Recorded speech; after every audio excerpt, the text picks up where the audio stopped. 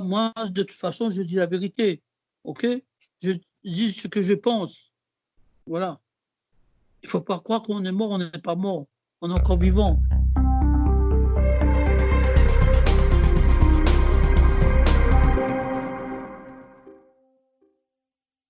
Toutes les écoles, on est arrêté aujourd'hui.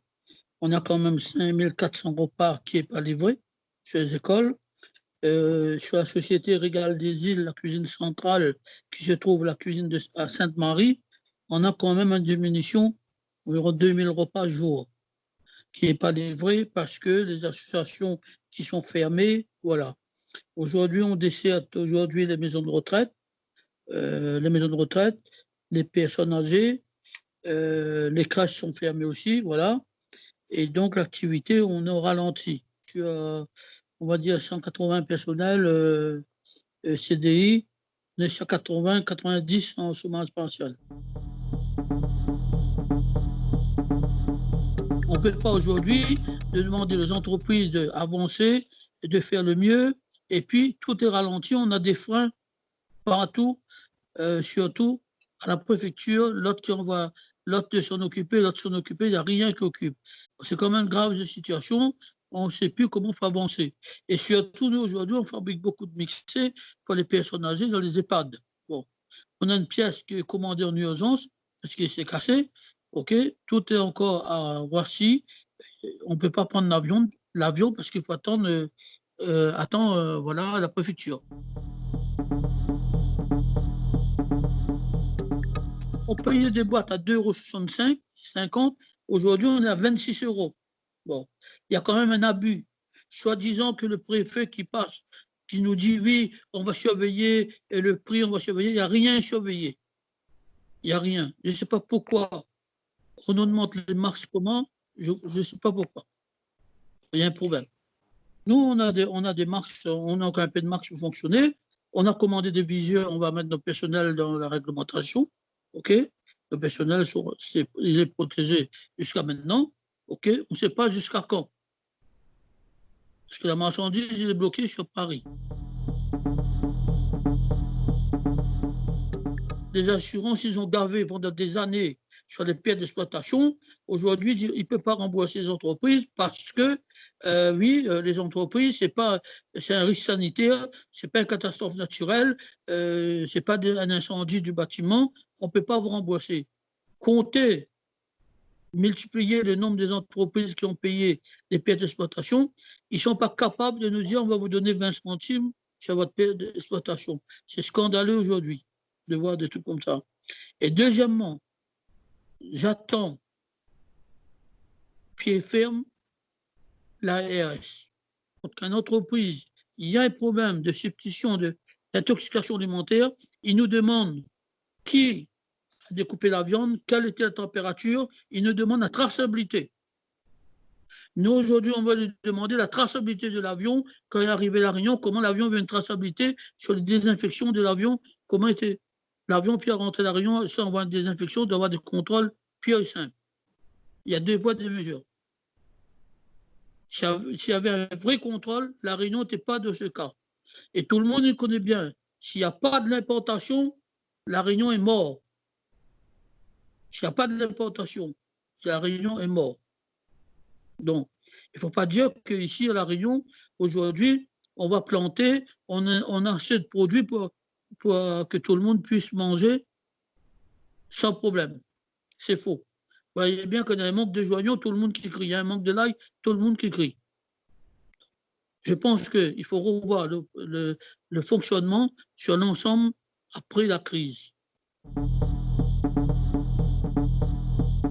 On favorise l'importation. Okay? On favorise l'importation.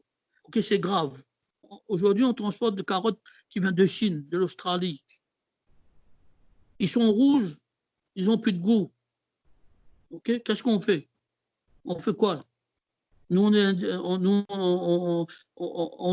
on fabrique des repas, on est obligé de donner parce qu'on n'a pas de carottes. Quoi qu'il faut mettre tout à plat, il faut revoir la vision des choses de notre manière pour qu'on puisse développer, avancer demain matin. Ou ça, on reste comme ça, hein? on continue de rester comment, qu'il n'y a plus, on prend Radio Freedom, on parle dessus, il n'y a plus Joignon, les plantaires, c'est des voleurs, ils coûtent cher, l'autre les voleurs, tout le monde est voleur, on ne cherche pas la cause, on accuse tout le monde, et puis voilà, c'est tout. On continue comme ça, voilà, on continue comme ça. Je suis sûr, si demain matin, on présente un plan au gouvernement, que la Réunion, on met ça en place, le gouvernement est prêt à nous suivre en nous disant, les fonds européens, ils nous aident. Il faut soit tout le monde qui joue le jeu, on fait une communauté de communes, les 24 plantaires, soit les 24 communes qui participent dedans, je ne sais pas, si 100 000 € par commune, ça revient à 2,4 millions, on voit combien ça coûte, et on dit ce qu'on doit mettre en place, qu'est-ce qu'on a besoin comme matériel, qui prend en charge du matériel, qui ne prend pas en charge du matériel, il faut faire des investissements.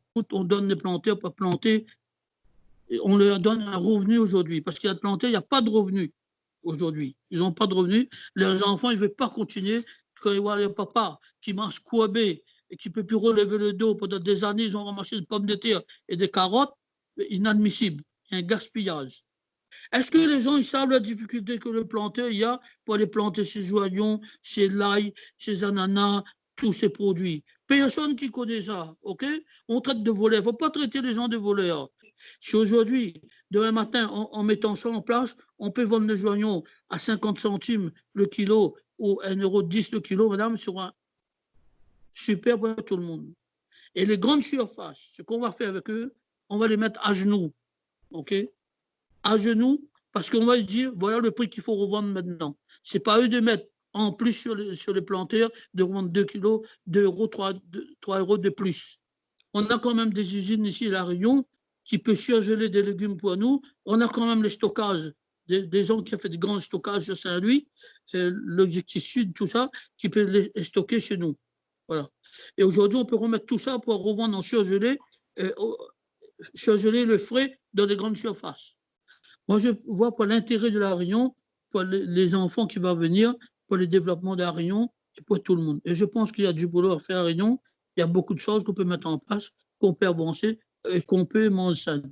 Si quelqu'un veut discuter, je suis prêt à donner des idées. Il ne faut pas croire parce qu'une crise a passé, on va rester à genoux, on ne pourra plus debout. Il faut tout le monde qui redémarre, il remet la main, il dit allons travailler, ouais, mettez chez réseau. Envoyez pour Macron, c'est mieux pour moi, pas besoin de trouver. Ouais, mettez réseau en France, pas besoin de M. Macron, il n'y a pas la main. Il a besoin de développer La Réunion.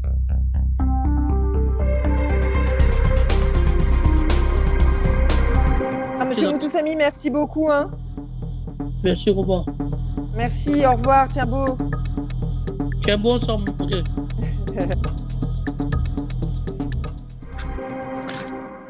Comme ça va aller.